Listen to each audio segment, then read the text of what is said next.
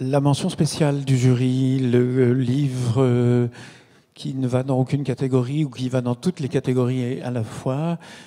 Pour cette mention spéciale, je vais demander à Jean Gaillard, président de l'association Endidactique, et à Daniel Hugues, membre du jury, pour remettre cette mention spéciale 2016.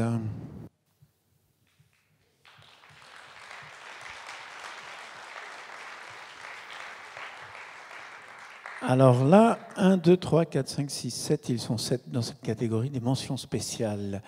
Premier livre à être nominé dans cette catégorie mention spéciale, Allez voir ailleurs dans les pas d'un voyageur aveugle, de Jean-Pierre Brouillot. C'est publié aux éditions Point. Autisme, la grande enquête, de Sophie Le Callennec et Florent Chapelle, aux éditions des Arènes. Choisir la vie, de Zara Cochard, en auto-édition. Les murs noirs, parcours de vie des jeunes filles incurables d'Aînay, de Sylvie Calais, c'est publié aux éditions Les Presses du Midi. Django Reinhardt, Le jazz dans les nuages, de Franck Medioni et Julia Perrin, aux éditions Adodan. Une petite chose sans importance, chronique lunaire d'un garçon bizarre, de Catherine Fradier, aux éditions Au diable Vauvert. Et Chandolinade de Sylvain Laurent en auto-édition. Voici l'enveloppe qui va nous donner le nom du lauréat.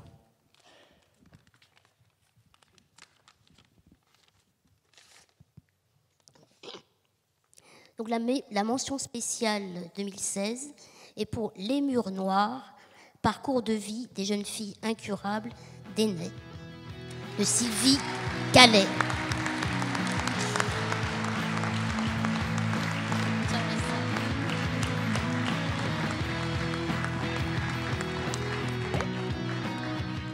Pendant plus d'un siècle, la maison du quartier d'Aînay à Lyon offrait l'asile à des jeunes filles dites incurables. Elles y grandiront, y travailleront, y vieilliront, elles vont mourir dans cette maison à l'abri du monde.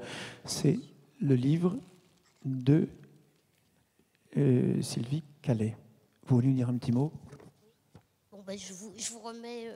Alors, Je voudrais d'abord vous dire que je ne suis pas Sylvie Calais parce qu'elle est retenue à une session de formation à l'écrit pour les personnes travaillant dans le secteur médico-social.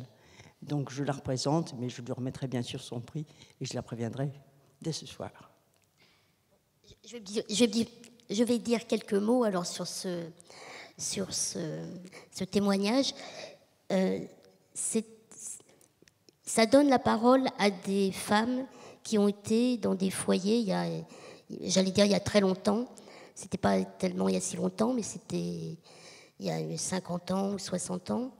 Et c'est très émouvant de voir la parole de ces femmes qui est à la fois humble et qui garde quand même, qui est souriante malgré tout ce qu'elles ont vécu. Et on voit aussi le parcours de la vision du handicap, qu'il y a quand même du changement, même si ça se fait très doucement, mais il y a du changement et ça donne de l'espoir dans l'avenir.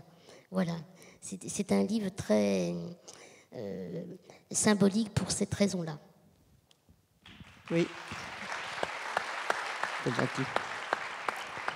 Si je peux rajouter un petit mot, ce livre, bien sûr, c'est une grande joie pour Sylvie Calais, mais c'est une grande joie pour les pensionnaires d'Adélaïde Perrin, autrefois les incurables d'Aînay.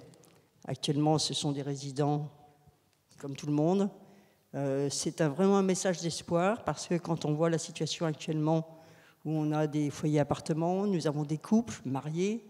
Quand vous lisez ce livre et que vous voyez les progrès qui ont été faits en 50 ans, dans ce livre, vous avez encore les deux sœurs Papeau qui sont toujours chez nous.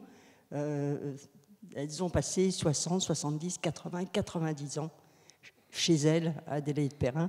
Et c'est vraiment un message d'espoir en voyant le boom, enfin oui, j'appelle ça le boom, de la reconnaissance du parcours de vie et du projet individuel. Et je trouve que vraiment, là, il y a une évolution depuis 2005 et qui est vraiment une évolution absolument formidable. Il y a encore énormément de travail à faire, mais c'est vraiment un message d'espoir formidable. Voilà. Et merci pour Sylvie.